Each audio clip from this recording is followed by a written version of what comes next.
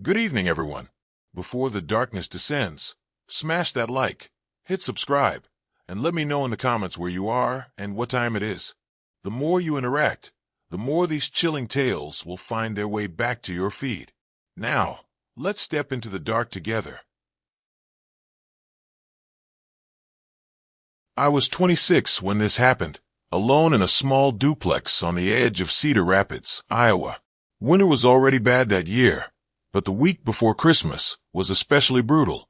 The kind of cold where every sound outside feels sharper, like the air itself is listening.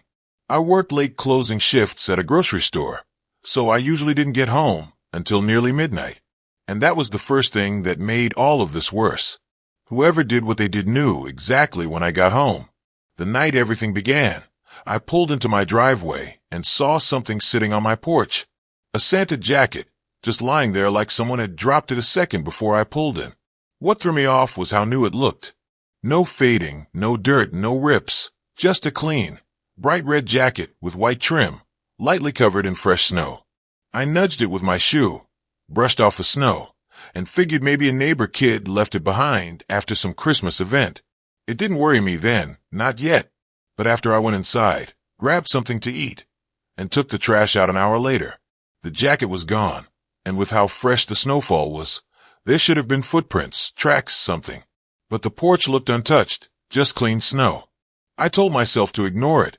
Winter makes you see weird things. And after a 12-hour shift, my brain was fried. Anyway, I locked up, went to bed, and tried to forget about it. The second night made forgetting impossible. I had just sat down on my couch when someone knocked on my door. 3 slow knocks, not loud, not rushed, almost polite. It was past 1 a.m.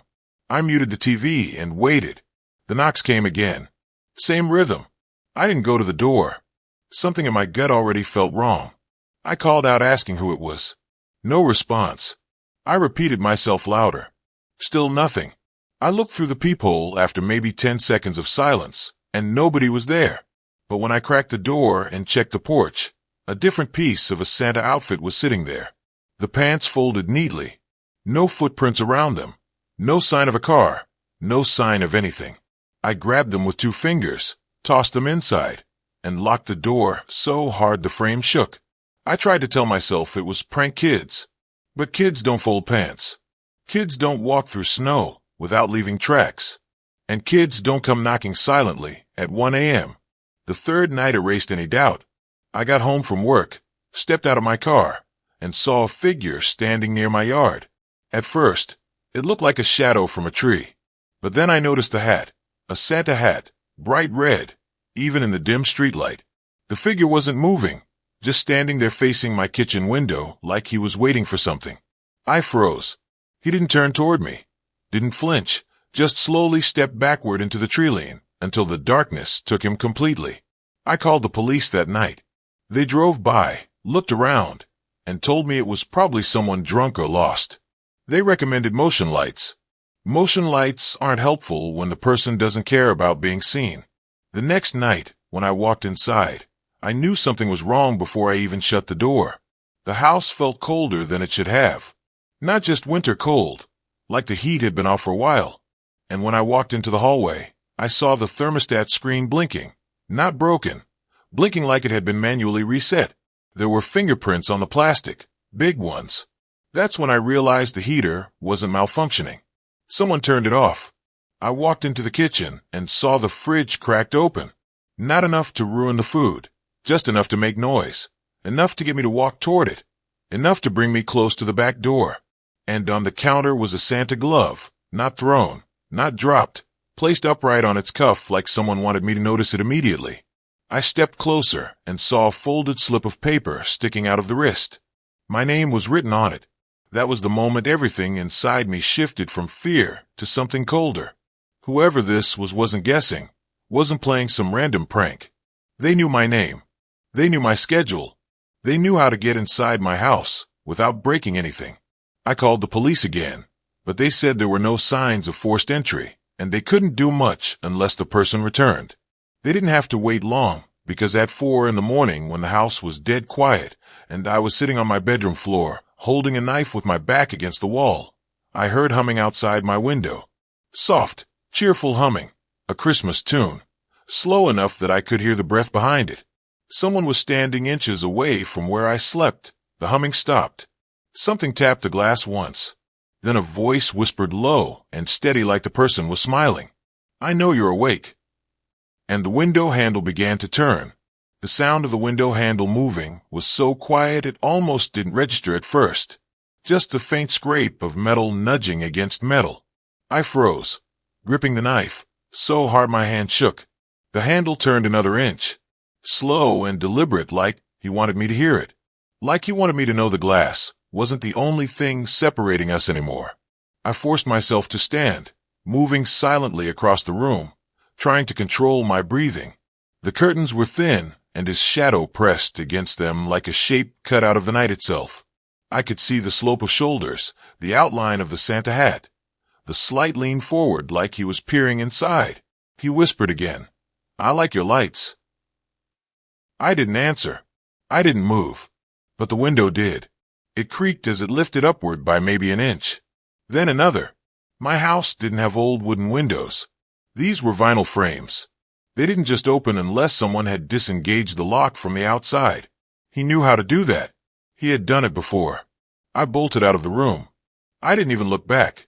I sprinted toward the living room, grabbed my phone off the couch, and ran into the bathroom across the hall before closing the door as quietly as possible. I sat on the floor with my back pressed to the cabinet, trying not to breathe too loudly while dialing 911. I whispered that someone was breaking in. I whispered that he was inside the house right now. The operator tried to keep me calm, telling me to stay hidden and keep the line open. But then everything stopped. No footsteps, no movement, not even breathing outside the door. Just silence. Long, crushing silence. And then the floorboard outside the bathroom creaked. Someone was standing right on the other side. The operator asked if I was still there. I nodded even though she couldn't see me. Then I realized the mistake. Nodding made a faint sound. The soft tap of my shoulder brushing the cabinet. And the moment that tiny sound left me, the person outside the door moved. Not toward the exit, toward the bathroom. Slow footsteps, one at a time, each one getting closer. I pressed my hand over my mouth as the shadow under the door shifted. He was standing directly in front of me now, inches away. I could see the shadow of fabric pooling at the floor.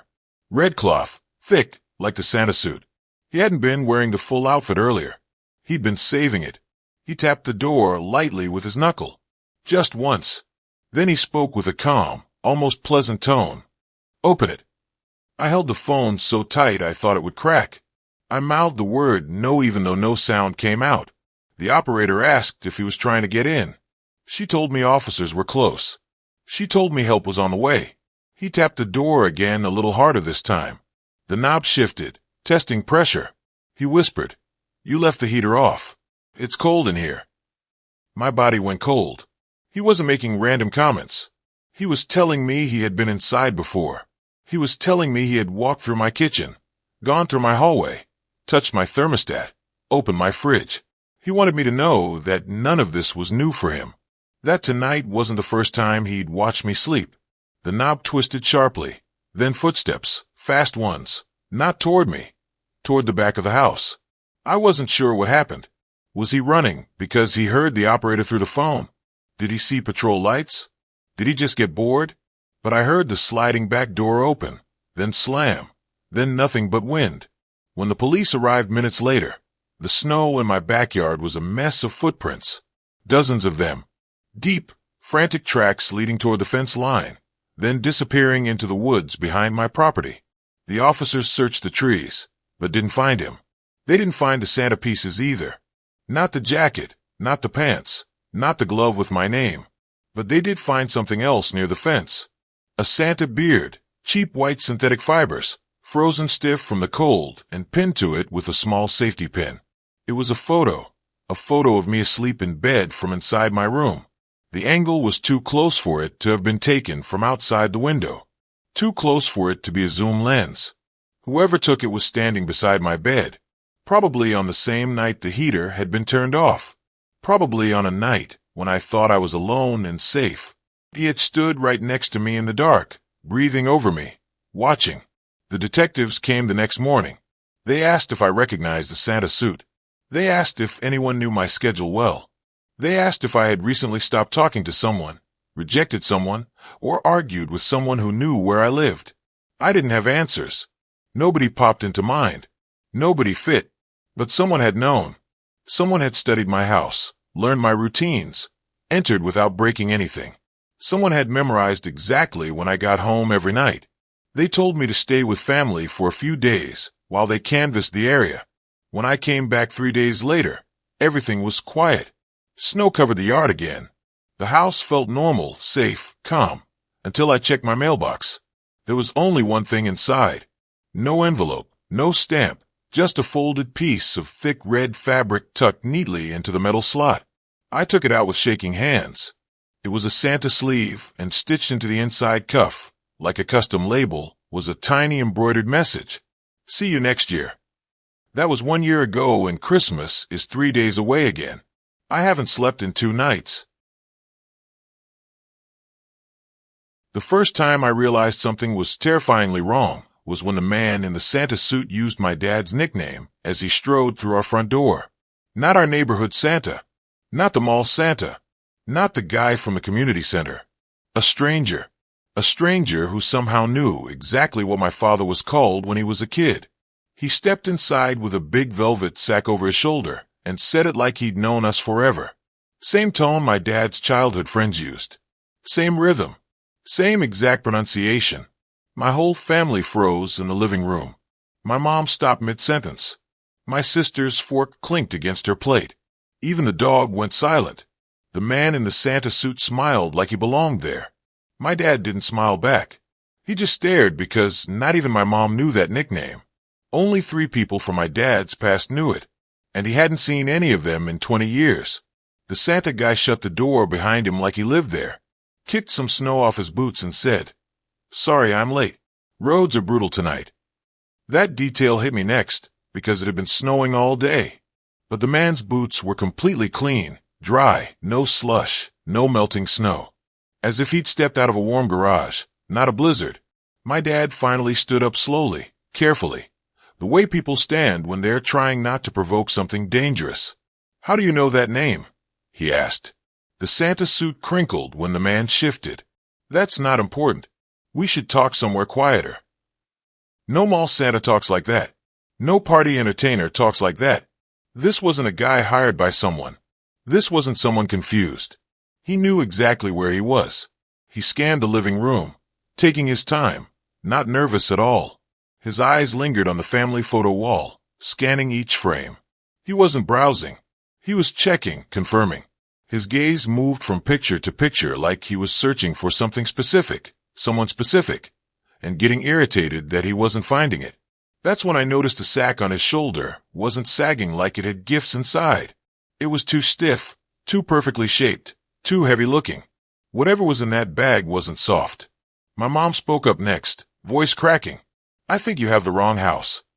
Santa smiled again, wider this time, but his eyes didn't match his mouth. They stayed flat, void of warmth.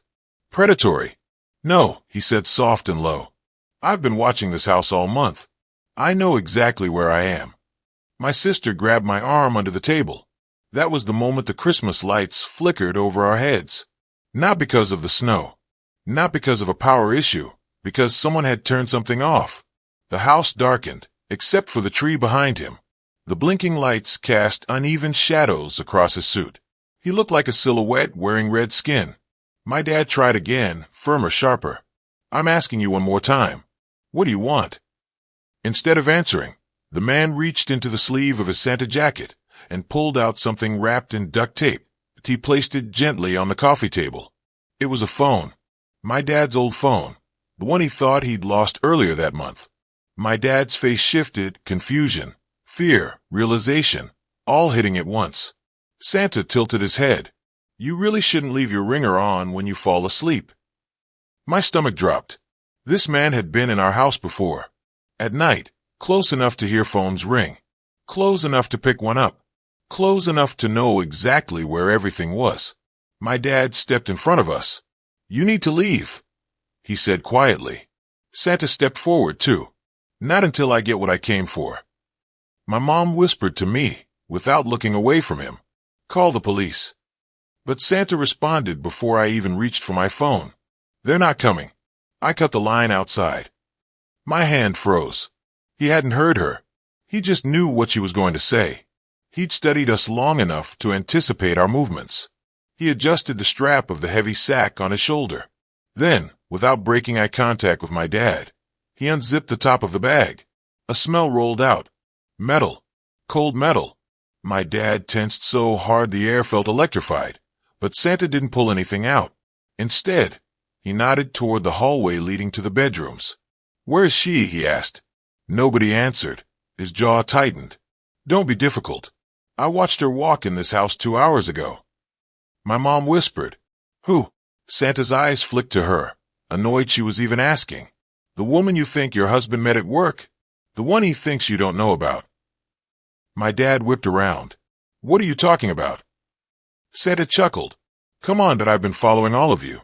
I know more than any of you know about each other." Silence. Choking. Heavy silence. He wasn't talking about us. He was talking about the wrong family. He followed the wrong people. Stalked the wrong house. Learned the wrong schedule. And now he was inside the home of strangers, demanding a woman who didn't exist. My dad swallowed. "You have the wrong place." Santa's expression changed completely. Smile gone, eyes dead, jaw clenched.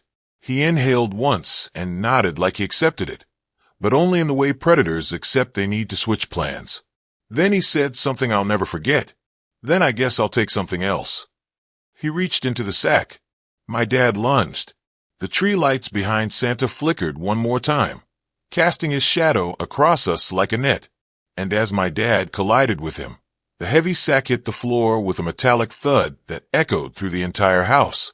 There was something in that bag, something solid, something meant for someone else, something he planned to use tonight. Whether he found the right person or not, the struggle hit the coffee table. The duct tape phone slid across the floor and stopped at my feet. My sister grabbed my wrist and pulled me backward toward the hallway. But as we started running, Santa's voice boomed from the living room. Deep, angry, filled with a rage that felt explosive. "Nobody leaves until I'm done here." And then we heard the zipper again, the sound of something heavy being pulled out, something that scraped against the hardwood floor as he lifted it, something he was ready to use on whatever family happened to be home, even if they weren't the one he'd been stalking, even if we were never supposed to be his targets.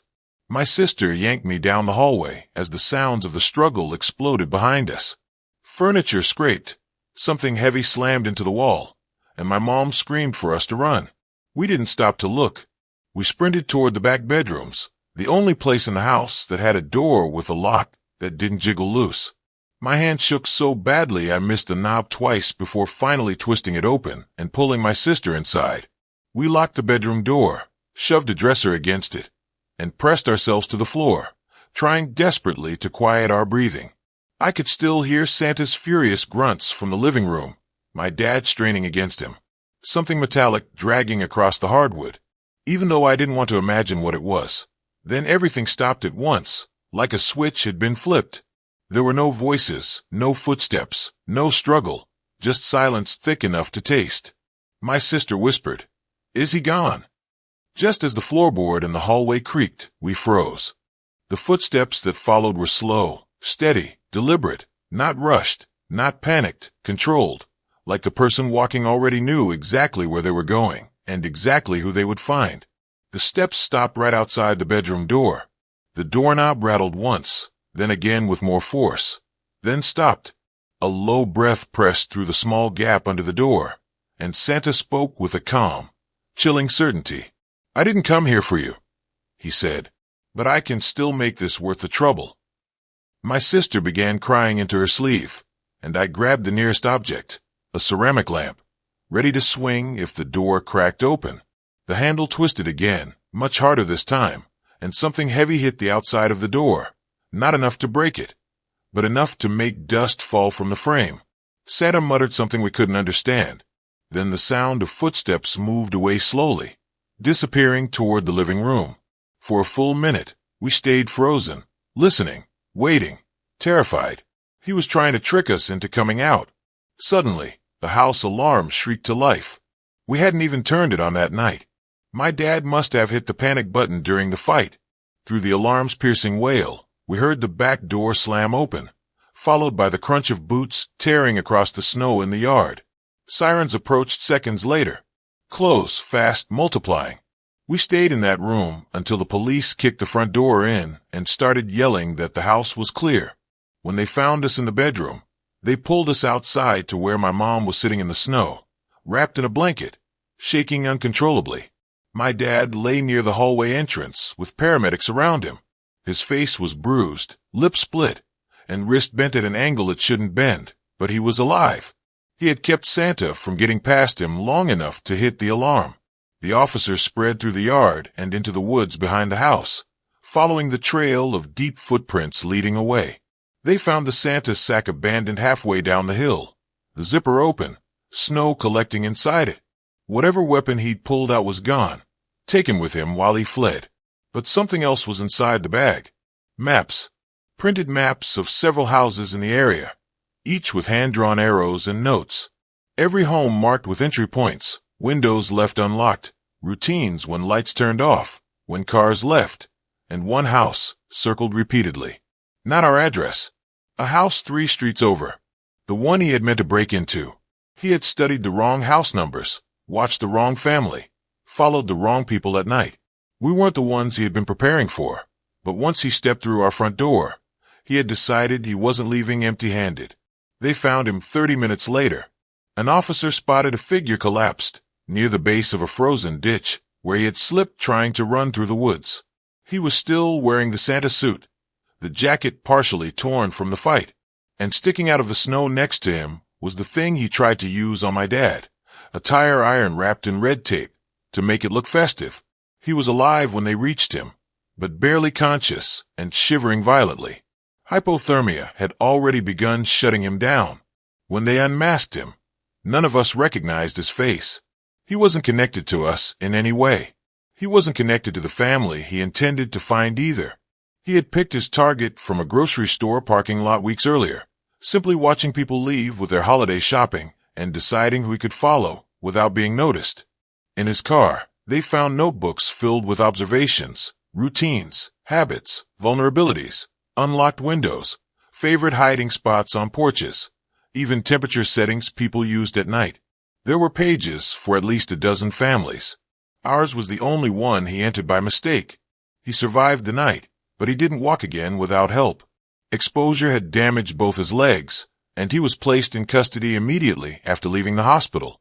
During questioning, he admitted he never planned to take anything material. He said he liked studying people and wanted to see how far he could go before someone noticed him. The detective told us he didn't pick houses based on what was inside. He picked them based on who he thought deserved to be hurt. Christmas had nothing to do with it. The Santa costume was just camouflage, something that wouldn't look suspicious when seen through a window, something that let him walk through neighborhoods without being questioned, something that made people smile instead of locking their doors. In the end, the detectives called it the closest thing to luck our family would ever experience, that he had picked the wrong house and slipped in the snow before he got far. If he had made it to the house he originally targeted, there wouldn't have been a panic button pressed. There wouldn't have been a struggle loud enough for neighbors to hear. There would have been no reason for police to rush. My dad still keeps the duct tape phone on his desk as a reminder. We don't celebrate Christmas the same way anymore. No Santa decorations, no lights, no late-night gatherings. And every night in December, we check every lock twice before going to sleep. Because the truth we learned is simple. Some people don't stalk families out of revenge. Some don't break in because they need something. Some pick their victims the same way children pick presents, by whichever one catches their eye first. I first noticed a man in the red coat because he never moved the way everyone else in the courtyard did. People walked with purpose, taking out trash, unlocking cars, talking on their phones. But this man stood still, hands behind his back, watching the windows of our apartment building like he was waiting for someone to signal him. The first time I saw him, I assumed he was smoking or waiting for a rideshare, but something about the way he held himself felt too deliberate. He wasn't passing time. He was studying something. I watched him from my second-floor window for maybe 20 seconds. He didn't look up, didn't check his phone. He just stared at the building, head tilted slightly like he was choosing something. The red coat wasn't a Santa outfit. It was just a long winter coat with a white fur collar that vaguely resembled holiday clothing. Enough to blend in during December, enough to look harmless. I lifted my phone and snapped a picture. Not because I was scared yet, just because something about him felt off, and I figured if this turned into something strange later, I'd want a record. When I opened the picture, my stomach dropped. He wasn't in it. Not blurred, not out of frame, not hidden behind someone, just gone. The patch of pavement he was standing on was empty. Everyone else in the courtyard showed up clearly. The dog walker, the maintenance guy hauling a ladder, the couple arguing near the gate. But the man in the red coat was missing entirely, as if the phone never saw him, even though my eyes did. I tried to recreate it. I zoomed. I checked exposure. I snapped another picture a second time. No man. I convinced myself that maybe he walked away faster than I thought. Maybe I caught him mid-movement, and the lighting botched the capture. Maybe I framed the photo differently than I remembered. But my chest felt tight in a way that didn't match those explanations. I watched the courtyard again. He was still there, still standing perfectly still, facing my building, facing my window. I closed the blind slowly, telling myself not to be dramatic, and tried to continue my day. But by evening, the image bothered me so much that I grabbed my keys and went outside to get actual air. When I reached the courtyard, he was gone. For a moment, I felt stupid for worrying. But when I turned back toward the building, something new hit me. From the ground level, you couldn't see into my window. He hadn't been looking at me. He had been looking into someone else's. That bothered me more than anything else, not knowing who he came for. 2 days later, the man returned. Same coat, same posture, same stillness. But this time he was closer to the building, closer to the first-floor windows, angled slightly upward like he was checking room numbers. I snapped another picture from my window. Gone again. I felt that cold, sinking feeling spread through me. The mathematical impossibility of a person being visible to the naked eye, but not captured by a camera, should have pushed me into supernatural thinking. But I don't believe in that. And more importantly, everything else about him was too real, too physical, too deliberate. Something logical had to be happening. Something explainable, something grounded. I zoomed in on the photo anyway, checking every detail. That was when I noticed something else. An outline on the glass of a first-floor window. A faint shape. The kind you see when a reflective surface catches someone standing just out of frame. Someone inside had been standing extremely close to the glass, watching him, or maybe hiding from him. I didn't know which option was worse. I went downstairs to knock on the door of that apartment, but when I got close enough, I realized the blinds were half closed and the lights were off.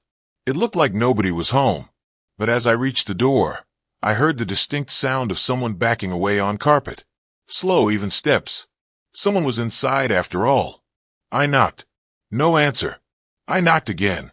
Still nothing. I pressed my ear to the door and heard breathing.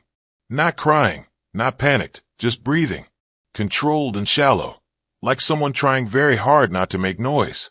I whispered, "Are you okay?" No reply, but the breathing stopped. The next morning, everything escalated. I was leaving for work when I saw a small printed photograph taped to the inside of my apartment door. I knew instantly it wasn't mine. Wrong paper, wrong size. My heartbeat spiked before I even peeled it off. The picture showed the hallway inside my apartment building. Nothing strange except for one detail. The man in the red coat was standing in the far end of the hallway near the stairwell. Except he wasn't facing the camera. He was facing the door across from it. The same first-floor apartment he'd been staring into from the courtyard. Someone else in the building was his target. Someone he kept coming back for. Someone who wasn't answering the door. I went straight to the front office and reported him. But the manager looked confused. "We don't use red coats for maintenance uniforms," she said. "Nobody matches that description." I asked if the first-floor tenant had complained about anyone. She hesitated, then said quietly, "She asked last month if we had extra locks." I felt a chill crawling up my spine. Before I could ask more, her phone rang. It was the tenant from that exact apartment crying, saying someone was knocking on her window. I sprinted out of the office, down the stairs, and into the courtyard. The man was there standing directly in front of her window, hand lifted like he was about to knock again. And this time, when I pulled out my phone, I didn't even bother taking a picture. I just shouted, "Hey," as loud as I could. His head turned slowly, almost curious, like he didn't expect anyone else to intervene. As soon as he saw me coming, he stepped back, not panicked, not startled, just calculating. Then he reached into his coat. Something metallic glinted, and that was the moment he finally moved toward me. Not toward her, toward me.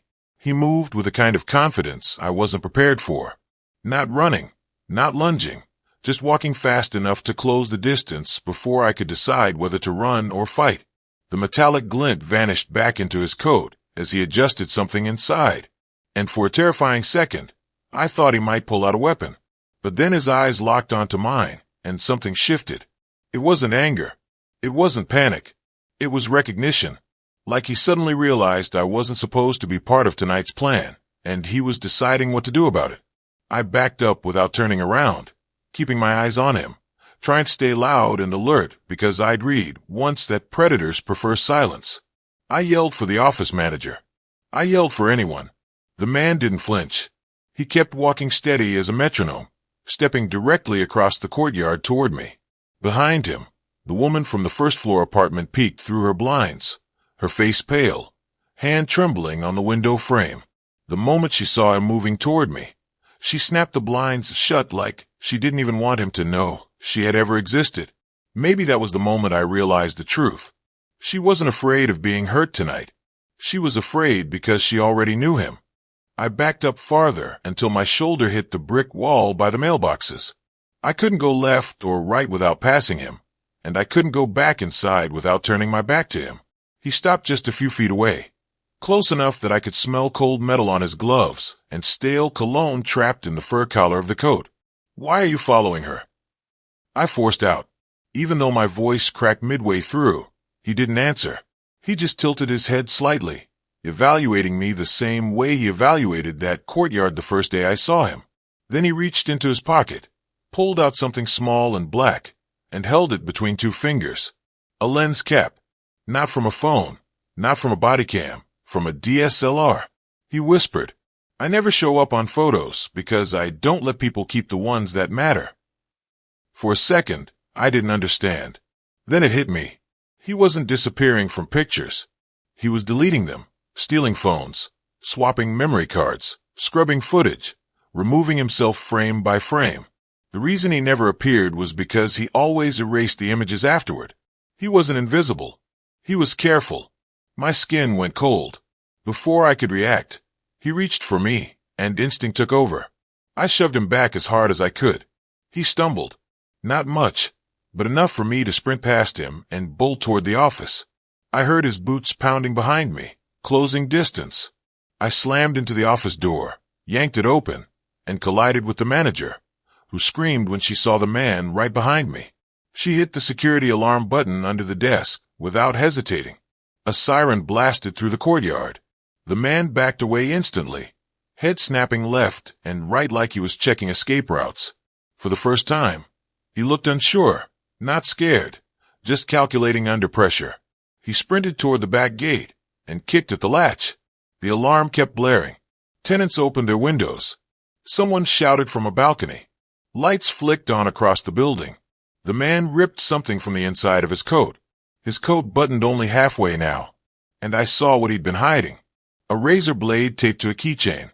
Small, concealable, easy to explain if stopped, but enough to take control of someone long enough to get them somewhere private. He didn't get the chance. A tenant stepped outside with a metal baseball bat, one of those old aluminum ones with dents in it, and swung it into the back of the man's shoulder. The crack echoed across the courtyard. The man stumbled. The blade fell.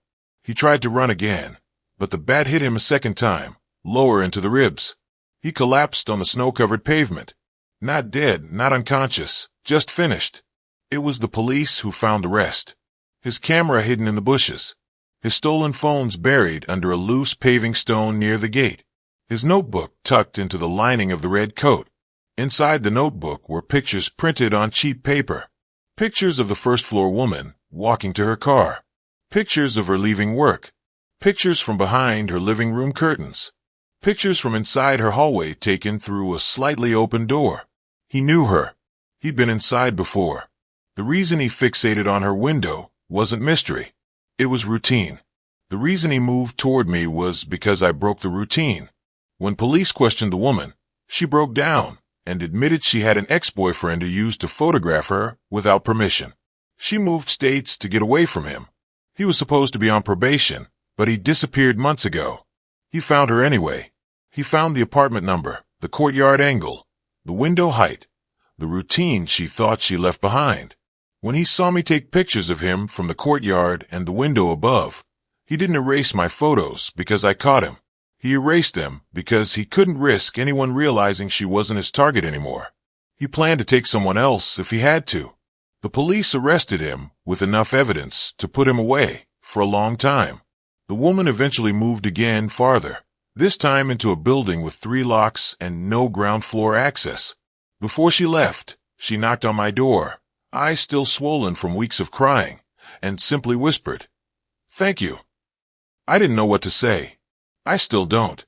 Every December when I see someone in a red coat, standing too still outside a store or staring at a window too long, something inside me freezes for a second.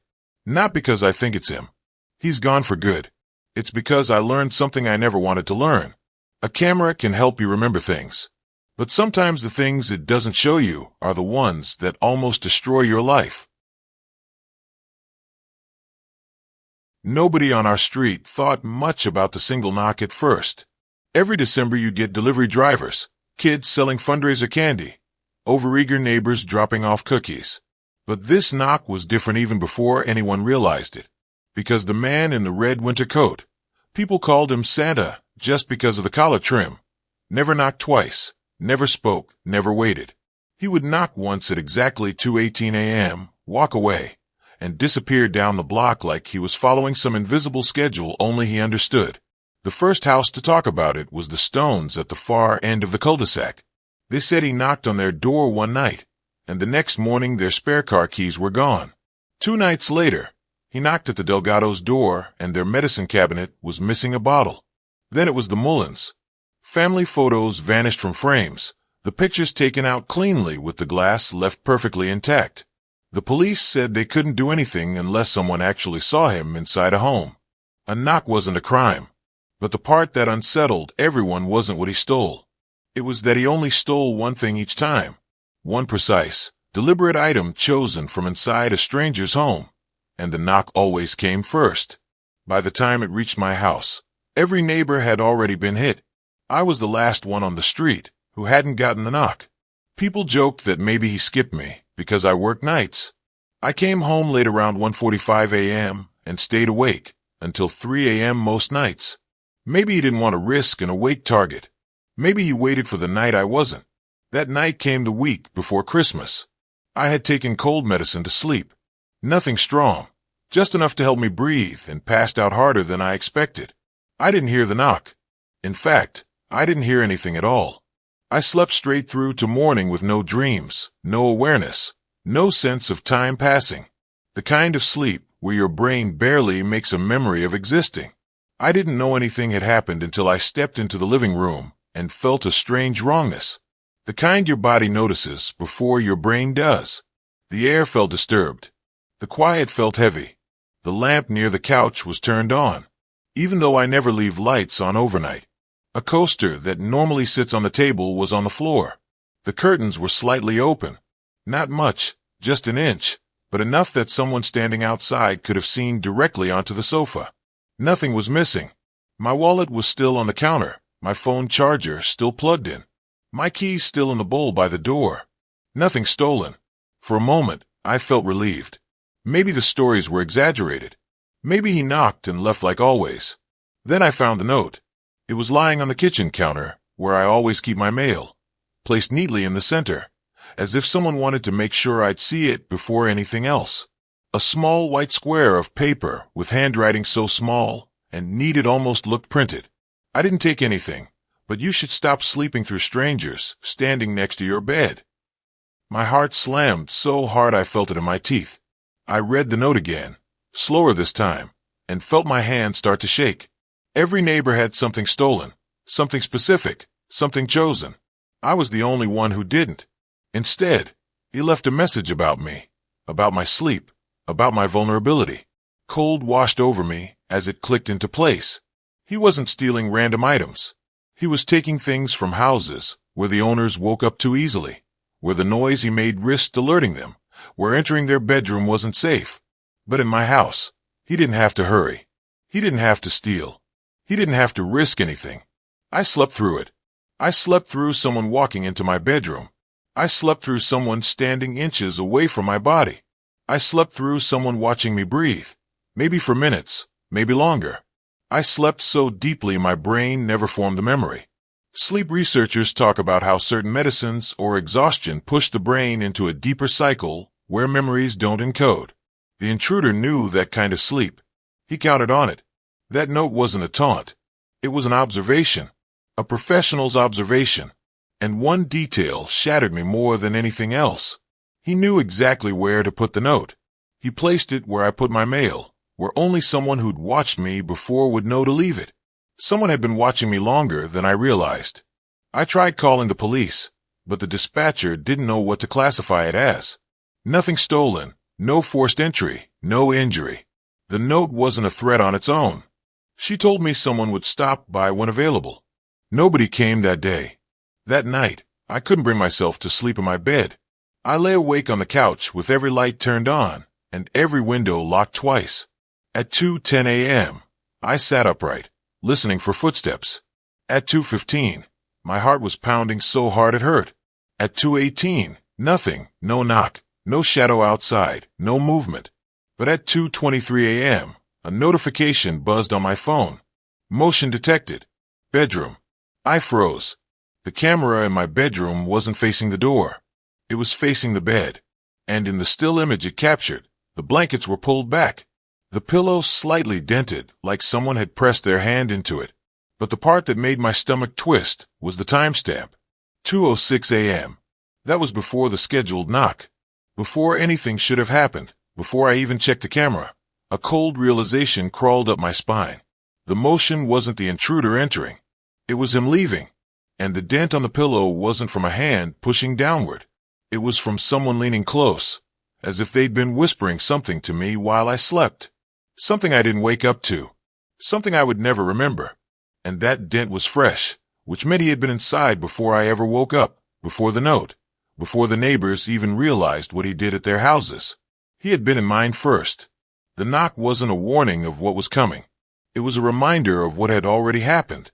I stared at the motion alert image longer than any picture I've ever taken. Not because of what was in it, but because of what wasn't. The dent in my pillow looked fresh. The blanket creased, as if someone had just gotten up. But the detail that destroyed me came from the camera's shadow. The faint suggestion that something had been blocking the upper right corner of the frame moments before the photo snapped. Something shaped like a shoulder. Something that had been leaning over me. My throat tightened until it hurt. I tried telling myself the dent could have been from me tossing in my sleep or the camera glitching. Anything to avoid the truth. But I knew what normal looks like. I knew what my bed looks like when I leave it. And it never looks like someone just got up from my side. I walked into the bedroom slowly, one step at a time, as if the floor might give way beneath me. The air smelled faintly different. Not bad, not strong, just wrong. Like someone had opened the door to the hallway and let in a colder, unfamiliar current. The blinds on the window were parted half an inch, exactly the same as in the living room that morning, like a signature. I checked the window latch twice. It was locked. Perfectly locked. I checked the closet, the bathroom, under the bed, everywhere a person could hide. Empty. But emptiness didn't help. Emptiness just meant he had already left. The idea that someone had been so close to my sleeping body the night before, so close their breath might have touched my cheek, made my skin feel too tight. I couldn't stay in the apartment. I grabbed my keys and left through the front door, locking it behind me. even though I knew locks meant nothing to him.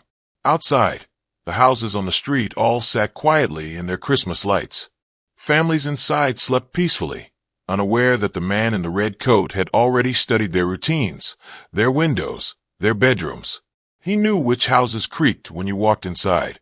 He knew which families kept dogs and which didn't. He knew who slept light and who slept like stone. That night, I drove aimlessly for hours before stopping at a gas station on the highway. I sat in the car with the engine running, trying to convince myself someone couldn't just walk into my home without leaving any sign. But then the note's words replayed in my head. You should stop sleeping through strangers standing next to your bed. He hadn't written it as a warning. He wrote it as a fact he had verified. I eventually returned home just before dawn, though every instinct told me not to. The moment I stepped inside, I saw another small detail out of place. The remote on the arm of the couch instead of the coffee table where I left it. Not stolen, not broken, just moved. A reminder. Proof that while I was driving around trying to feel safe again, someone else had been inside my home. Someone who wanted me to know how easily he could come and go. I called the police again. This time, an officer actually showed up. He walked through my apartment, glanced at the note, checked the camera screenshot, and told me in the driest voice that without evidence of forced entry, without stolen property, and without a direct threat, there wasn't much they could classify this as. Maybe you misplaced the remote, he said. Maybe you sleepwalked. When I asked him how I sleepwalked into unlocking and relocking the front door, he shrugged and suggested changing the locks. He left after 13 minutes. I installed an additional lock that afternoon, one with a deadbolt that required a key from both sides. It gave me a little relief, at least until night fell. The fear didn't come in waves. It came in stillness. In the moment, I realized that I wasn't afraid of him breaking in. I was afraid he didn't have to. By 2:10 a.m., I was wide awake on the couch, gripping the blanket like it might hold the world together. At 2:15, my heartbeat pounded so loudly in my ears, it sounded like footsteps. By 2:18, I found myself holding my breath, waiting for that single knock. When it didn't come, I didn't relax. I felt sick, because if he wasn't knocking, it meant he had finished knocking on this street. It meant he only knocked once per person, and it meant my turn had already passed. I checked the hallway camera feed repeatedly. Blank. Still.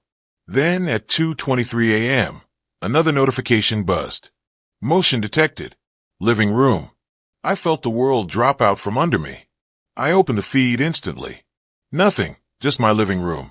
But as I stared at the image, something horrifying became clear. The timestamp on the motion alert was wrong. It wasn't 2:23. It was 1:58 a.m. The alert had been delayed. The photo was from before I even sat down on the couch. The blanket visible on the sofa was folded, not wrapped around me. And in the very corner of the frame, almost invisible in the shadow, was the faint outline of a boot toe. He had been inside before I even turned out the lights. Before the time I thought danger would come. Before any knock I was waiting for. The notification reaching me late meant he had time. Time to walk around. Time to observe. Time to study even more than the night before. Time to leave before I knew he had ever arrived. I tried to tell myself the system glitched. Cameras sometimes lagged. Sensors sometimes misfire. But all the rationalizing in the world doesn't change the truth of what was in that photo. Someone stood in my living room while I was in the shower, unaware. Someone walked through my space, so quietly my brain didn't even register the movie I left playing, getting paused. Someone adjusted the blinds again, the same way as before, just a sliver open. And then I heard it. Not a knock, not a footstep, just a soft, brief sound from the hallway. The familiar creak of weight shifting on the floorboards near my bedroom door. I stared toward the dark hallway, holding my breath so tightly it hurt. The creak didn't come again. Nothing moved. Nothing changed. It was the stillness that made it worse. I turned off the living room light to see into the reflection of the glass door. The room behind me dimmed, shapes flattening into silhouettes. For a split second, I could have sworn I saw something move behind me. A shape slipping out of view, like someone stepping backward into the shadows to avoid being seen. I spun around. Nothing. but the blinds were open a little wider than before. The police still won't open a case. They say he's gone. They say there's no proof of ongoing entry. They say I'm safe. But every night at 2:18 a.m., I sit awake waiting for the knock that will never come again. Because now I understand the pattern. He doesn't knock unless it's the first night he visits. And every night after he lets himself in. The mall had been closing for 20 minutes when I realized something was wrong with the Santa booth. Not the decorations, not the lights. Those were the same as always. It was the man inside the suit. He wasn't packing up. He wasn't talking to the teenage elves or counting tips or wiping makeup off like every other mall Santa I'd seen. He was standing perfectly still behind the velvet rope, staring at the exit doors like he was waiting for someone specific to leave. I had stayed late because my sister owned the pretzel shop near the food court and I was helping her close. We'd been watching Santa all month, mostly to laugh at the weird things kids told him. But not tonight. Tonight, he wasn't laughing. He wasn't waving. He wasn't even blinking. He was studying the crowd the way a hunter studies movement in tall grass. My sister nudged me and whispered that the mall Santa creeped her out today. He kept asking weird follow-up questions, she said. Not about Christmas lists, about where people lived, what neighborhoods they drove in from, which exits they took to get here. I didn't think much of it until she mentioned something else. He kept looking at shipping labels on gift bags like he wasn't supposed to, but he couldn't help himself. That was the moment a woman walked past holding her toddler. She smiled politely at Santa, and Santa smiled back, but not at the kid. He wasn't even looking at the child. His eyes dropped to the corner of the woman's purse where a white adhesive label stuck out halfway. A shipping label. He read it fast. Too fast. Then he shifted his gaze to the mall exit again. A chill crawled up my spine. My sister locked the shop's gate, grabbed her things, and I walked her to the parking lot. She lived half an hour north in a quiet area just outside West Des Moines. When we got to her car, she hugged me and said, "Hey, don't judge me, but I installed cameras inside my house. The good ones. Wired. No Wi-Fi crap." I blinked. Why? She shrugged in a way that definitely wasn't casual. Just felt safer. I didn't question her. Not then, but later I would understand exactly why she'd said it like that. As she pulled out of the lot, I glanced back toward the mall entrance. And the Santa man was there, not inside, not in costume anymore, just a red coat draped over his arm and a black hoodie underneath. He was leaning on the glass door like he'd been waiting for the building to empty.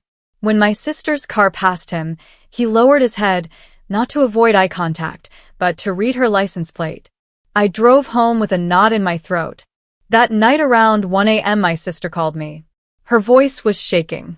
"Did someone from the mall follow you?" she asked. Not me. Her. I told her what I saw. She went silent. Then she said, "He came to my house." My stomach dropped. "He knocked." "No," she whispered. "He didn't knock. He walked right up to my door and looked into the peephole. Just pressed his forehead against it like he was listening. Then he walked around the house, every window one by one." I grabbed my keys, called the police. "I did," she said. "They're on their way. But listen, there's something you need to know. He didn't try to get in. He wasn't confused. He wasn't drunk. He was looking for something." "What?" Her voice cracked. "He was looking for where the cameras were." When I arrived, police cars were in her driveway. Officers searched the yard, taking statements, shining flashlights across the back fence. They didn't find him.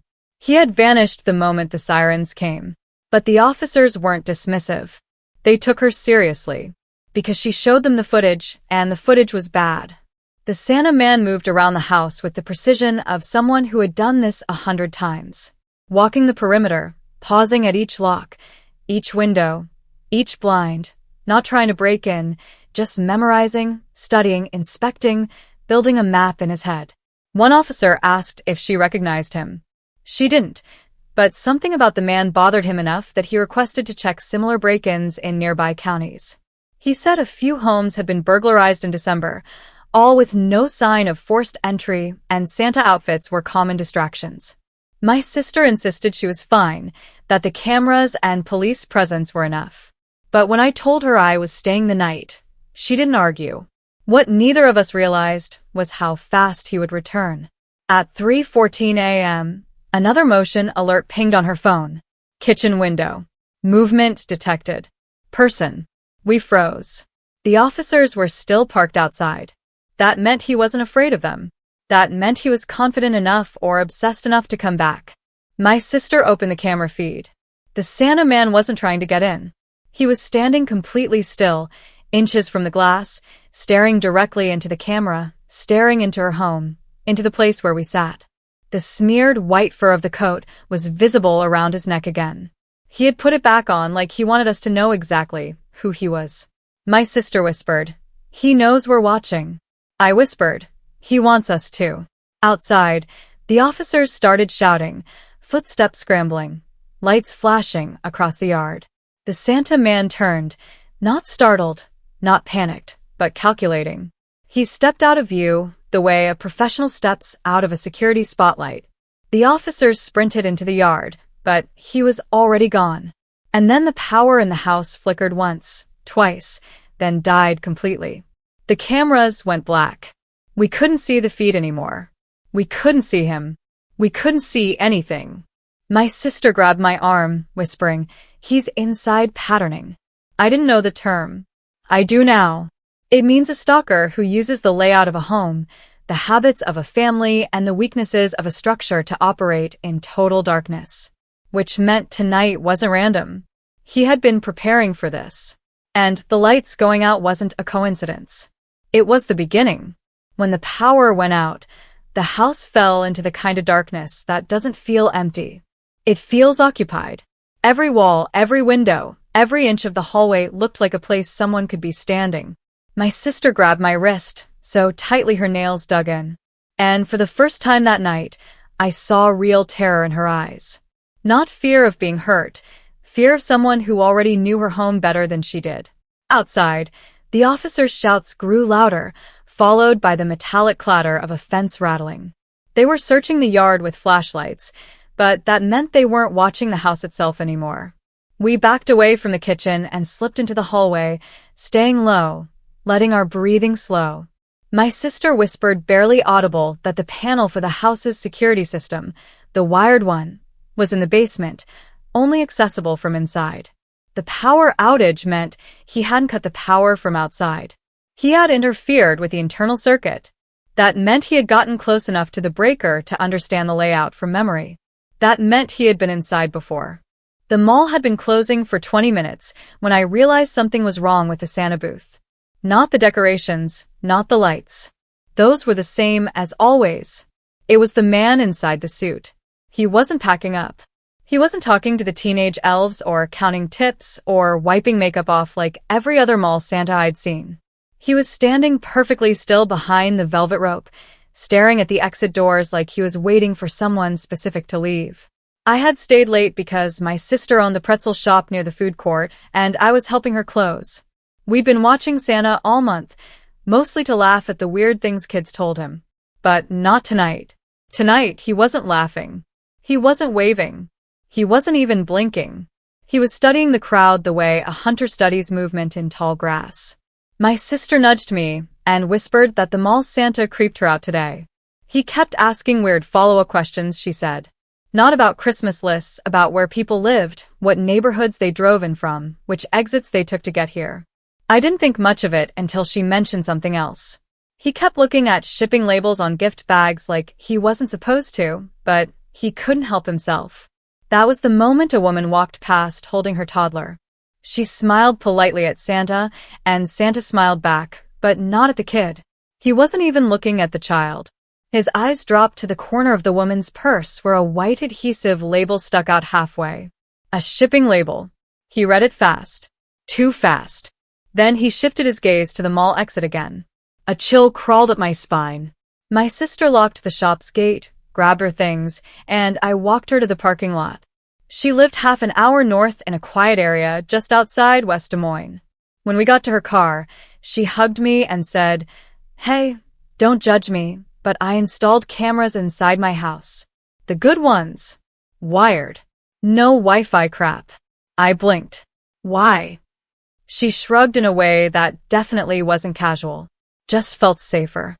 I didn't question her. Not then, but later I would understand exactly why she'd said it like that. As she pulled out of the lot, I glanced back toward the mall entrance. And the Santa man was there, not inside, not in costume anymore, just a red coat draped over his arm and a black hoodie underneath. He was leaning on the glass door like he'd been waiting for the building to empty. When my sister's car passed him, he lowered his head, not to avoid eye contact, but to read her license plate. I drove home with a knot in my throat. That night around 1 a.m. my sister called me. Her voice was shaking. "Did someone from the mall follow you?" she asked. "Not me. Her." I told her what I saw. She went silent. Then she said, "He came to my house." My stomach dropped. "He knocked." "No," she whispered. "He didn't knock. He walked right up to my door and looked into the peephole. Just pressed his forehead against it like he was listening. Then he walked around the house, every window one by one." I grabbed my keys, called the police. "I did," she said. "They're on their way. But listen, there's something you need to know. He didn't try to get in. He wasn't confused. He wasn't drunk. He was looking for something." "What?" Her voice cracked. "He was looking for where the cameras were." When I arrived, police cars were in her driveway. Officers searched the yard, taking statements, shining flashlights across the back fence. They didn't find him. He had vanished the moment the sirens came. But the officers weren't dismissive. They took her seriously, because she showed them the footage, and the footage was bad. The Santa man moved around the house with the precision of someone who had done this 100 times. Walking the perimeter, pausing at each lock, each window, each blind, not trying to break in, just memorizing, studying, inspecting, building a map in his head. One officer asked if she recognized him. She didn't, but something about the man bothered him enough that he requested to check similar break-ins in nearby counties. He said a few homes had been burglarized in December, all with no sign of forced entry, and Santa outfits were common distractions. My sister insisted she was fine, that the cameras and police presence were enough. But when I told her I was staying the night, she didn't argue. What neither of us realized was how fast he would return.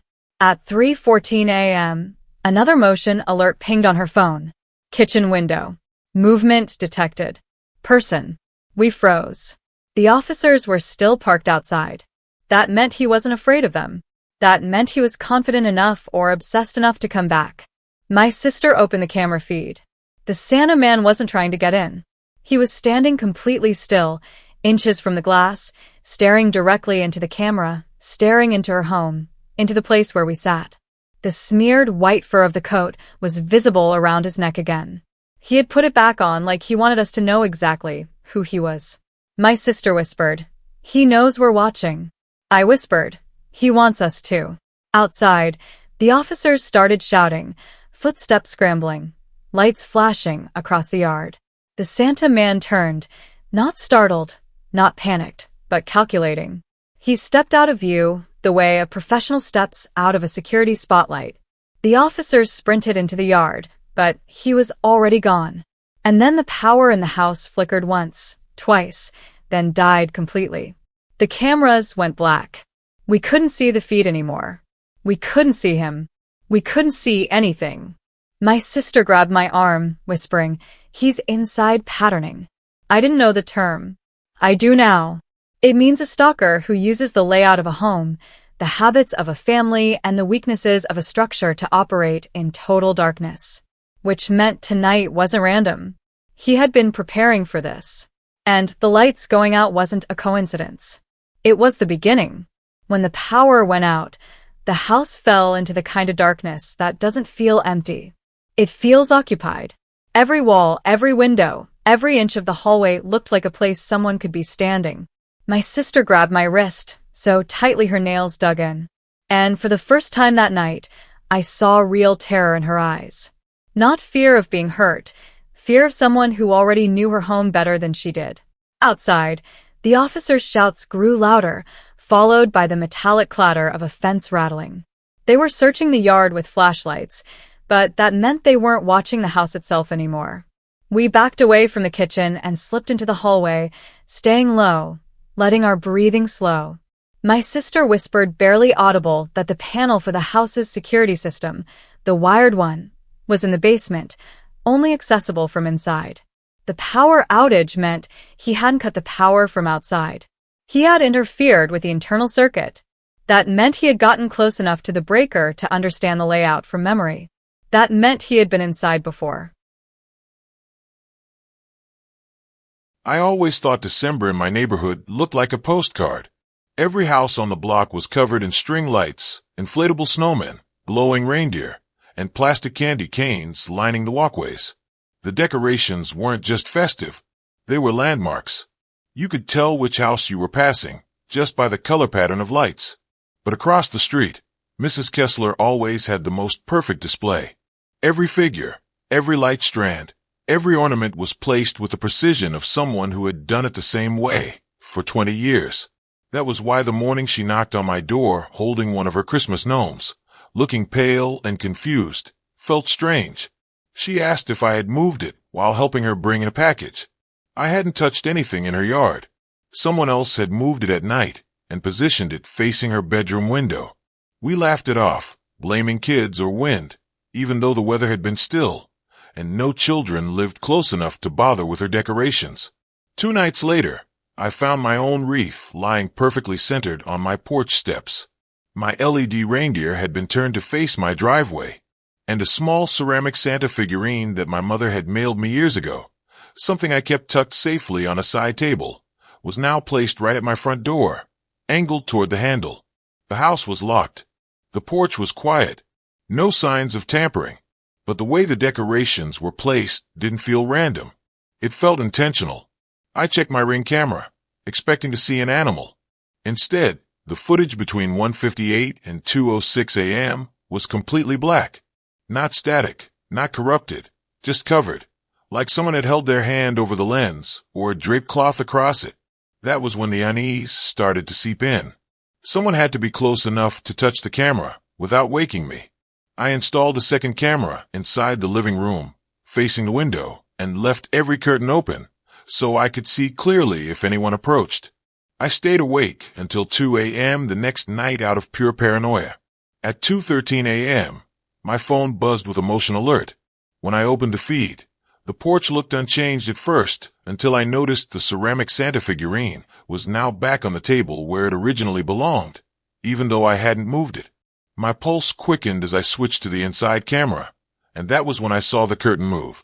Not dramatically, not enough to be wind, just a subtle shift, like someone walking past the window outside and brushing against the fabric. When I checked the porch feed again, it flickered and then stabilized, revealing a tall man standing there. He wore a deep red coat with off-white fur trim, not a costume, but close enough to holiday clothes to blend in during December. His hood was pulled low, hiding his face in shadow. He bent down and picked up the Santa figurine again, studying it for a moment before turning it so the face stared directly into my window. He didn't attempt to open the door. He didn't knock. He didn't test the lock. He simply rearranged my decorations with deliberate placement, angling everything toward the interior of my house, as if setting up a message or marking something he understood better than I did. Then he lifted his head and stared into the camera. He didn't cover it like the night before. He pressed one gloved fingertip against the lens almost gently, as if acknowledging me, watching from the other side. The feed cut out instantly. My body froze with a fear that didn't feel like panic yet, just realization. This wasn't random. He wasn't doing this to multiple houses at once. Tonight, his focus was mine. I didn't sleep until sunrise. When I finally gathered enough courage to open the front door the next morning, everything looked normal at first glance, except the ceramic Santa figurine was no longer outside. It was sitting on my kitchen counter. I hadn't brought it in. The door had been locked all night. I lifted it with shaking hands, and a small torn Christmas card slipped out from underneath. Someone had written one word on it with perfect block letters, soon. My stomach twisted, and before I could decide what to do next, my phone buzzed. Mrs. Kessler had texted me twice at dawn. "Please check your decorations," the first message said. "They're all facing your house," the second one added. When I stepped outside, I felt everything inside me go cold. Every decoration on the entire street, Every snowman, every reindeer, every Santa statue, every holiday figure had been turned overnight to face my front door. Dozens of plastic faces staring directly at my house in perfect silent formation. And across the street, Mrs. Kessler stood frozen on her lawn, pointing a trembling hand toward her garage. Her voice cracked as she whispered that she had heard humming in the middle of the night. Soft humming, slow, off-key. And then she said something that made my skin prickle. "It wasn't just humming," she whispered. "He said your name." The moment Mrs. Kessler whispered that the humming man had said my name, something inside me tightened like a pulled wire. I wanted to tell her she misheard, that the cold or her age or fear distorted the sound, but she wasn't confused. She was terrified. Her hand shook the same way mine had when I found the ceramic Santa inside my kitchen. I walked her back to her home and locked her door myself before returning to mine. But every step across the driveway felt heavier, like the air itself had changed. When I stepped inside, nothing looked disturbed. Yet everything felt wrong. The light seemed dimmer. The silence felt thicker. My own home felt observed. I called the police again, explaining everything more urgently this time. 2 officers arrived, checking the yard and the porch while asking what I might have done to cause someone to behave like this. That question made me feel sick because it confirmed they didn't understand. This wasn't anger or harassment or a random break-in attempt. This was someone who operated with patience, precision, and familiarity. The officers walked through the first floor, shining flashlights into corners before insisting there was no sign of forced entry, despite the figurine somehow ending up inside. They told me to stay vigilant and recommended leaving lights on overnight. As they pulled away, I realized lights weren't the problem. The problem was that he didn't care about being seen. He wanted it. That night, I didn't try to sleep. I sat in the living room with the curtains open and both cameras turned on, watching the screens more than the actual windows, because somehow that felt safer. Around 1:50 a.m., the neighborhood was still. Snowflakes drifted under the street lamp, catching soft light as they fell. At 2:06 a.m., the woods at the end of the street shifted with movement. Nothing visible, just a subtle darkening, as though something had stepped out of the tree line. My camera buzzed a second later. Motion detected. Yard. The feed showed every decoration across every yard gradually turning again. Not dramatically, just enough to angle themselves a few inches closer to my house until they all faced the same point, my bedroom window. My throat tightened and I leaned closer to the window, expecting to see him standing there. Instead, I saw nothing, but the feeling of being watched spread through me like an infection. The second alert buzzed, motion detected. Porch. I opened the feed slowly, afraid of what I'd see, and the screen flickered before stabilizing. He was back, the man in the red coat, hood up, shoulders relaxed, hands gloved and steady. He wasn't arranging anything this time. He was waiting. He tilted his head slightly like he was listening to something inside the house. Then he stepped out of view, and my stomach plunged as I realized he hadn't walked away. He had moved closer to the door. The camera caught only the edge of his coat brushing past the lens before freezing. The feed didn't go dark this time. It froze as though he had done something more precise than covering it. I waited to hear footsteps or tapping or a handle turning, but the house remained silent. The silence was worse than any sound. I backed into the hallway, keeping my eyes on the front door when the third alert hit. Motion detected. Living room. My breath caught in my throat. The feed from the inside camera came up, showing what the police had missed earlier that day. The attic panel was slightly open again, but this time it moved slowly, deliberately. Not from air pressure, not from settling wood. A hand appeared first, gloved and shaking insulation dust onto the floor, followed by the slow descent of a leg. Someone had been in my attic for longer than just tonight. The man outside wasn't trying to break in. He was coordinating with whoever was already inside. I didn't run at first. Shock pinned me in place harder than fear did. But the moment the figure's foot touched the hallway floor, something primal took over. I turned and sprinted toward the back of the house, nearly slipping as I tore open the sliding door and bolted into the freezing air of the yard. Snow cut into my bare ankles like sandpaper. But I didn't stop. I leapt over the deck railing and crashed into the neighbor's yard, pounding on their back door with the flat of my hand while screaming for help. Lights flicked on inside their house, and for one horrifying moment, I thought they wouldn't reach me in time. Then I heard the front door of my house slam open. Heavy footsteps followed, crunching snow fast and directed. I didn't look back. I didn't want a face burned into my memory.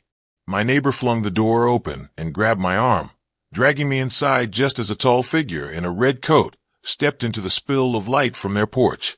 He froze when he saw other people awake, aware, watching. He didn't run or shout or threaten. He simply tilted his head the same way he had tilted it at my porch camera, as if studying me one last time. Then another figure joined him, shorter, dressed in dark clothes, hood pulled tight, the one from my attic. They walked away together, not running, not hiding, just leaving. Police searched my house for hours. The attic was littered with insulation that had been pushed aside, leaving a flattened area big enough for someone to lie down comfortably. They found food wrappers, bottled water, a winter blanket, and a small flashlight with red tape around the lens to dim the beam. Someone had lived above my bedroom for days, maybe weeks. But the worst part wasn't the supplies.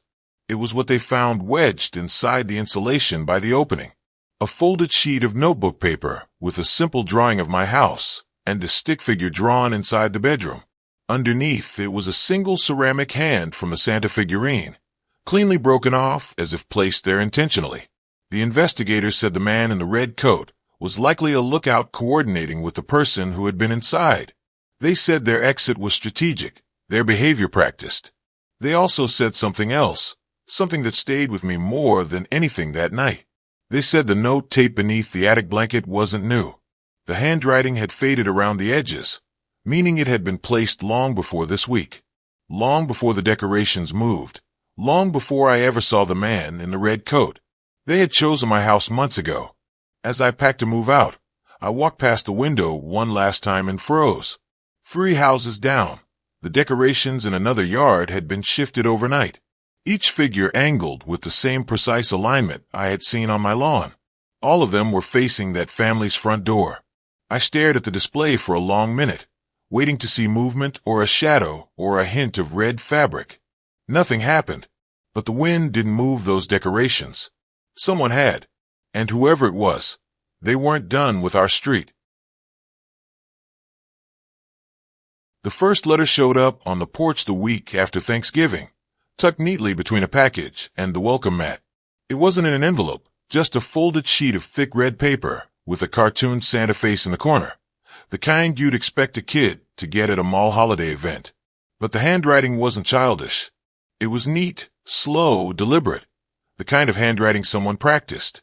Inside was a single sentence: "Please leave the red blanket on the porch tonight."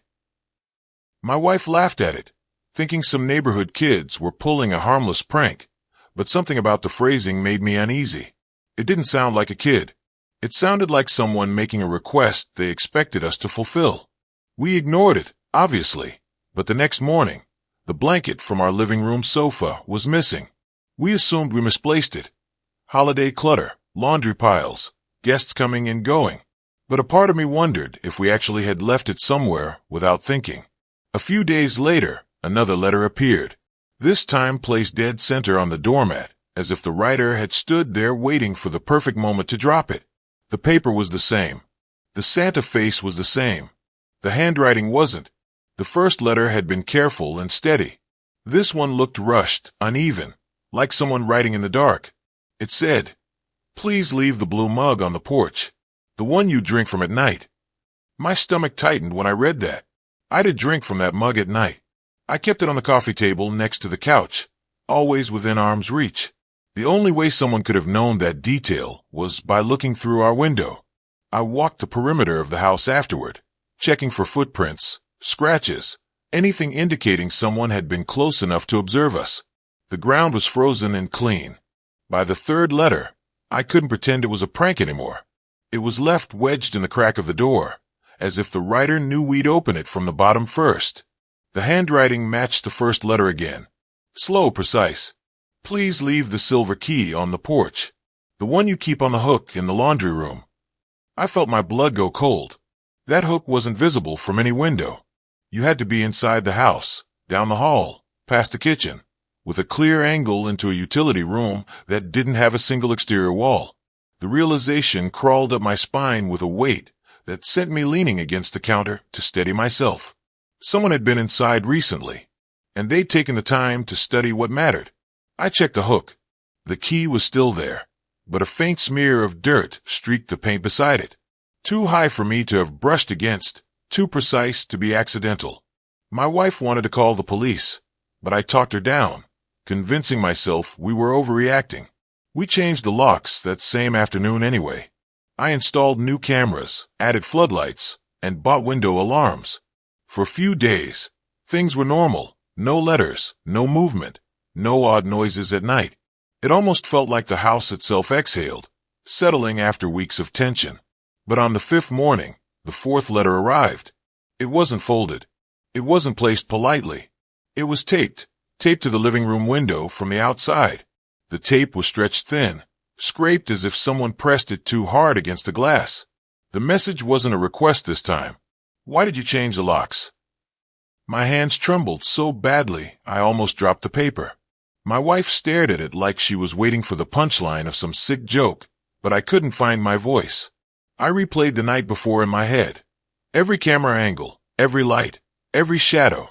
Nothing showed anyone near the windows. Nothing showed movement on the porch. Nothing showed a break in the feed. But the letter existed. Someone had been close enough to touch the glass. We didn't sleep that night. Instead, sitting together in the living room with the curtains drawn and the cameras open on both our phones. At 2:17 a.m., my wife touched my arm and pointed toward the hallway. The baby monitor was flashing red. Our daughter's room was upstairs at the end of the hall, where no camera had a clear angle. I pulled the monitor closer, expecting to see her sleeping. Instead, I saw the corner of her dresser and a sliver of the crib. The image was fuzzy, static-filled. Something was interfering with the signal. My wife whispered my name, barely audible, and I saw something shift on the screen. Not movement, not a figure, just the faintest flicker like the lens had been brushed by a sleeve. I bolted up the stairs before she could stop me, pushing open the bedroom door so hard it hit the wall. The room was empty except for my sleeping daughter and a draft coming from the window.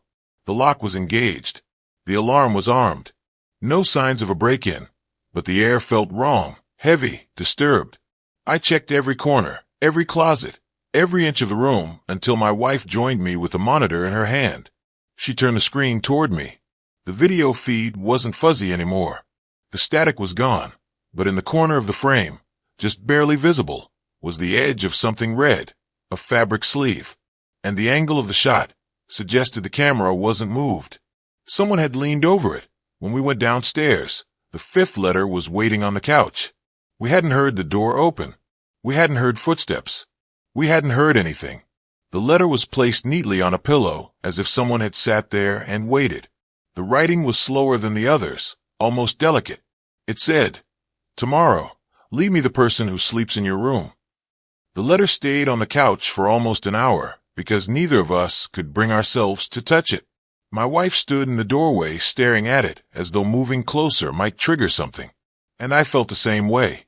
It wasn't only the message, though that was horrifying enough.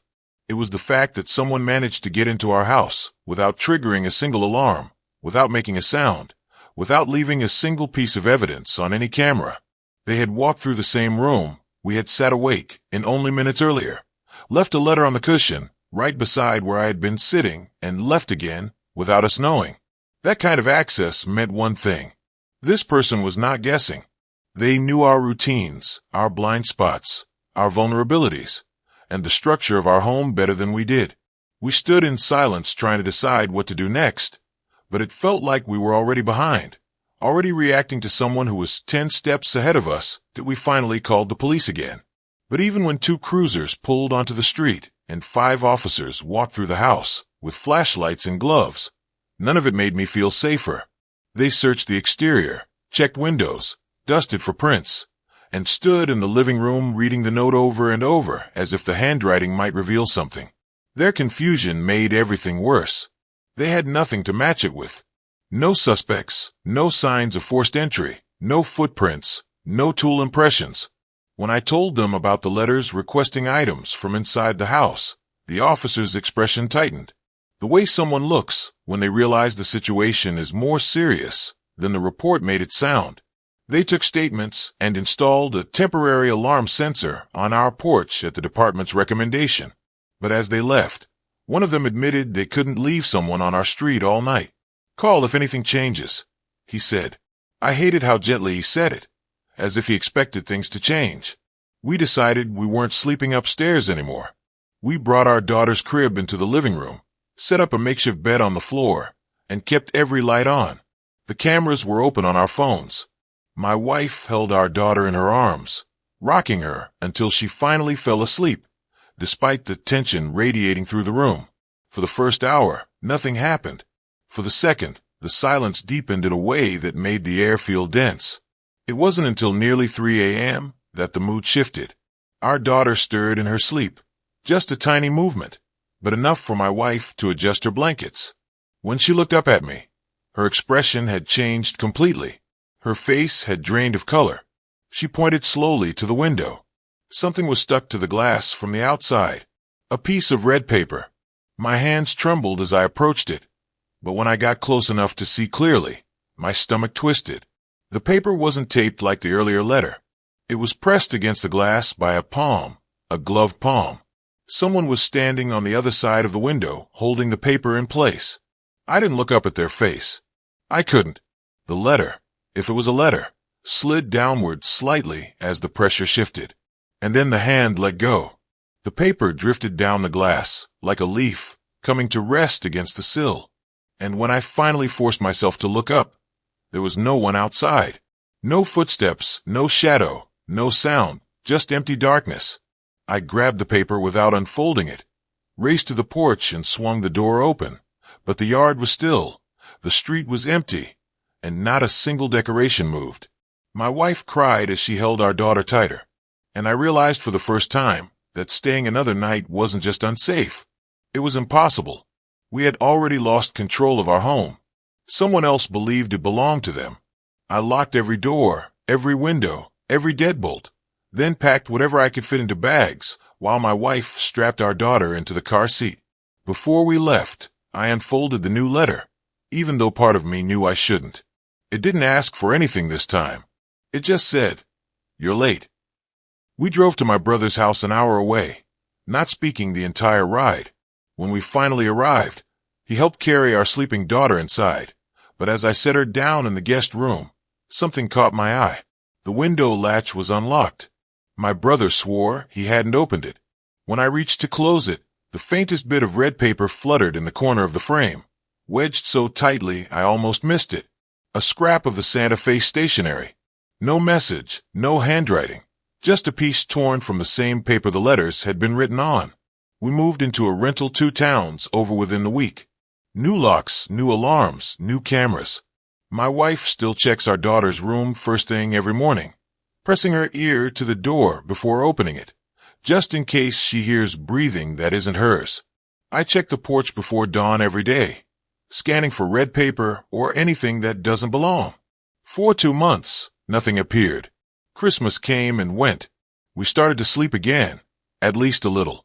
But yesterday, as I pulled into the driveway after work, I saw something sitting in the middle of our welcome mat. Not a letter, not a package, a blue ceramic mug, the one I used to drink from at night, the one I never brought to this house. The highway from Billings to Casper is the kind of road that can swallow you whole if you're not paying attention. Long empty stretches where your headlights catch nothing but frost and fence posts, followed by sudden pockets of fog that feel like walls rising out of nowhere. I was driving that route 2 days before Christmas, trying to make it south before the worst of the storm hit. I had coffee in the cup holder, a half-dead phone on the charger, and the kind of tunnel vision you get from hours of silence broken only by the hum of tires on frozen asphalt. It was close to midnight when I saw the red pickup for the first time. Old Chevy model, dented hood, mismatched headlights, one bright white, the other a dull yellow beam cutting sideways like a lazy flashlight. It sat on the shoulder of the road, with its hazard lights blinking, though neither light seemed to blink at the same rhythm. I slowed out of instinct, thinking someone was stranded. But the closer I got, the more I realized the figure leaning against the door wasn't in distress. He was standing too still, too rigid, his body angled toward the highway, as if waiting for me specifically. He wore a red coat with white trim. Not a costume exactly, but not something you'd expect a grown man to wear alone on a deserted highway in a storm. As I passed, his head lifted just enough for me to see pale skin and a hint of smeared red paint on his cheek. I had already driven half a mile before I realized he didn't look cold. He looked like he'd been standing there a long time. I kept driving, brushing it off as a weird coincidence, until the next exit came up and I pulled off for gas. The SUV across from me had snow piled on the hood, except for one clean patch, a handprint, fresh enough that the fingers still had shape. I filled up quickly and got back onto the highway, wanting distance between me and whatever was happening. 20 minutes later, headlights appeared in my rearview mirror. 2 lights at first, then one of them dipped slightly, the beam slanting sideways like the mismatched pair I'd seen earlier. My stomach tightened. The red pickup had found me again. I changed lanes. It changed lanes. I slowed down. It slowed down. The storm was picking up and the road felt narrower. The night somehow darker, despite the snow reflecting my brights. The truck stayed 2 car lengths behind me, never closing the gap, never falling back, just trailing me with the patience of someone who wasn't following out of curiosity, someone who had decided where this night was going.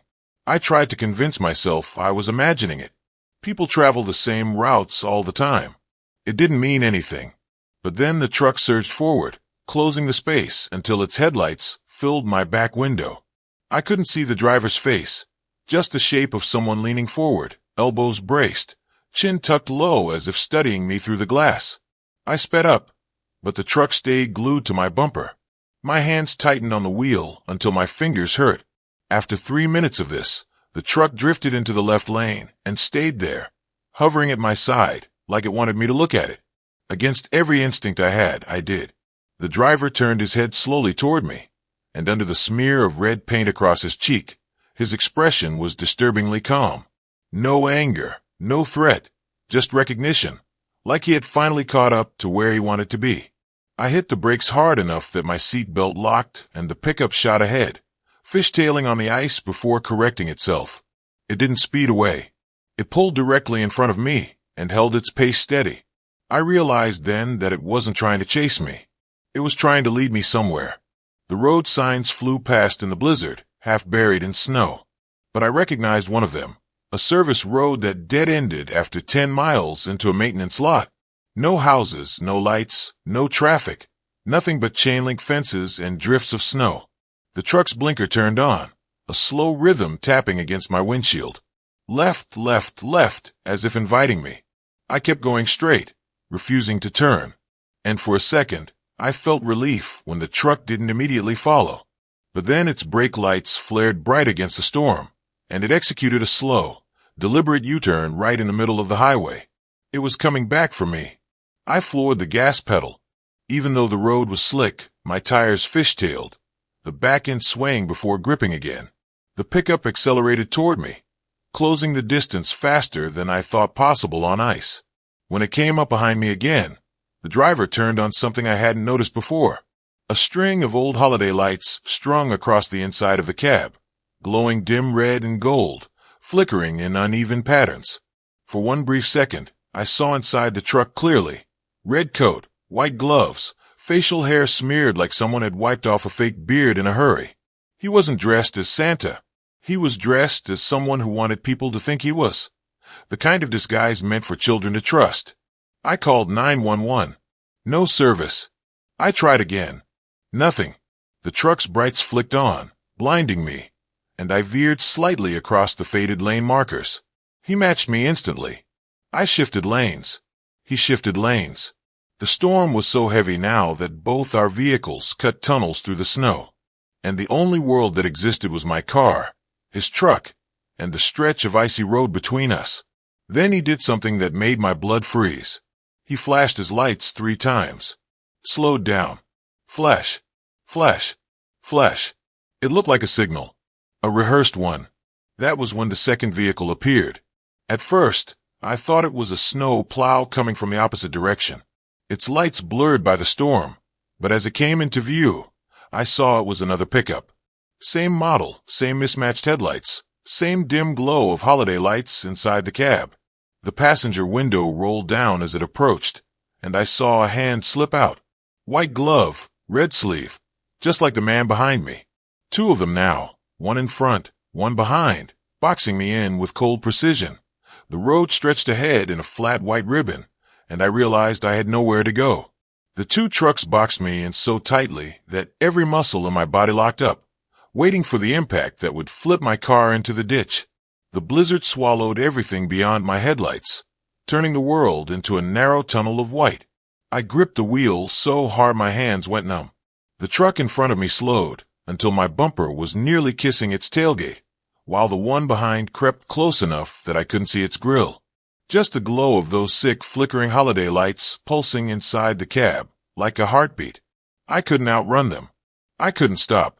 And with the storm burying all visible landmarks, I couldn't even be sure I was still on the highway. My phone continued flashing, no service, mocking me with its useless SOS beacon. The thought flashed across my mind that maybe they had chosen this stretch of road precisely because of that dead zone. Because once someone disappeared here, they weren't found until thaw. The truck in front suddenly jerked right, dipping its tires into the snowbank before swerving back onto the asphalt. It wanted me to follow.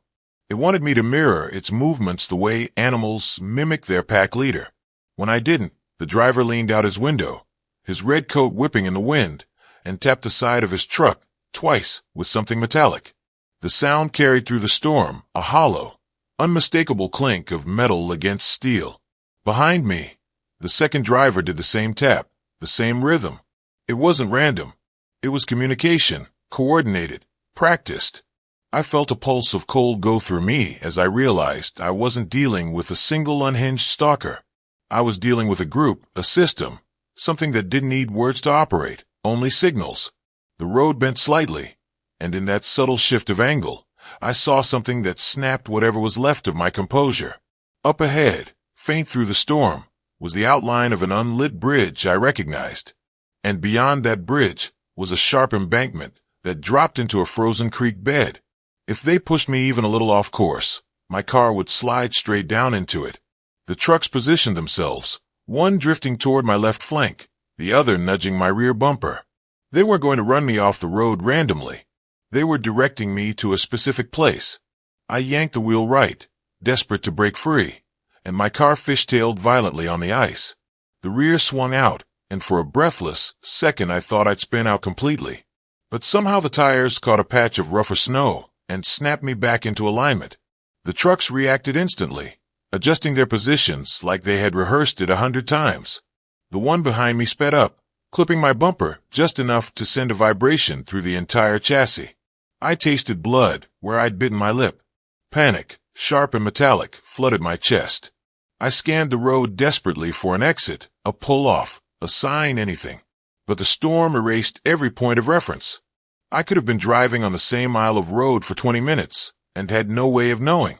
Then the lead truck did something I didn't expect. It braked hard. My front bumper slammed into its tailgate before I could react, and the impact jolted my head forward. Behind me, the second truck braked at the exact same moment, trapping me between them. My airbags didn't deploy. Too cold, too light of an impact. And for a moment, the three of us simply slid together across the ice like a single machine. The trucks angled slightly, guiding me toward a break in the guardrail where a snow plow had carved too close earlier in the week. The drop beyond was steep, and the snow banks hid the true edge. I screamed, but it didn't matter. No one could hear me through the storm. In a split second of instinct or stupidity, I threw the car into reverse and floored it, slamming into the truck behind me so hard the hood of my vehicle crumpled inward. The collision shook both of us, and the driver behind me reacted like he hadn't expected resistance. His truck skidded sideways, and for the first time all night, there was space between me and them. I didn't hesitate. I whipped the wheel left, shot through the gap, and accelerated blindly into the storm. The road curved sharply, and I followed it without knowing if it was leading me toward safety or right back into their path. My heart hammered so loudly, I could barely hear the engine. But the headlights behind me hadn't disappeared. They reappeared one by one through the whiteout, slashing beams of mismatched light, carving through the snow. The trucks were turning around. They weren't giving up. Whatever they wanted from me, they were willing to chase me until my car died. Or I did. I pushed the accelerator until the pedal hit the floor, the engine groaning in protest as I begged the car for one more mile, one more stretch of road, one more breath of distance. The storm thickened, swallowing my tail lights. And for a moment, I couldn't see anything but swirling white. The road dipped again, and before I could correct, the car hit a patch of black ice. The world tilted. The tires lost grip. The vehicle spun once, twice, the guardrail slamming into my side door with a metallic shriek. The car lurched over the edge, sliding downward as snow blasted through the cracks in the frame. My seat belt locked, pinning me painfully as the vehicle descended into the ravine. Finally, it stopped, wedged between two massive drifts. The world went silent. My hand shook as I reached for the door, pushing it open enough to crawl out into the freezing air. My phone still had no signal. The highway above was invisible through the wall of falling snow, and the ravine muffled all sound. For a moment, I dared to believe the crash had shaken them off, that maybe the weather or the darkness would keep them from finding me. I climbed up the embankment, struggling through waist-deep snow until I reached a point where I could see the road again. The trucks were parked side by side at the top of the ravine. Both drivers stood in front of them, silhouettes against the headlights, red coats whipping in the wind. One of them lifted an arm. A white glove waved slowly, almost gently as if beckoning me home. The other reached into the back of his truck and pulled something out. Something large, something canvas, something shaped like a sack. He slung it over his shoulder like it weighed nothing. I tried to run, but there was nowhere to run to. The snow swallowed my steps.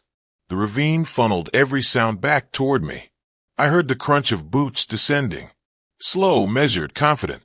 I reached the edge of the creek bed, searching for a path, a branch, a rock, anything to defend myself. But the storm took shape in front of me, and from that shape emerged the red of a coat and the pale of a face with smeared paint. The last thing I saw before the world blurred was the white glove reaching toward me, not in violence, but with the calm certainty of someone finishing a job they had come prepared to do.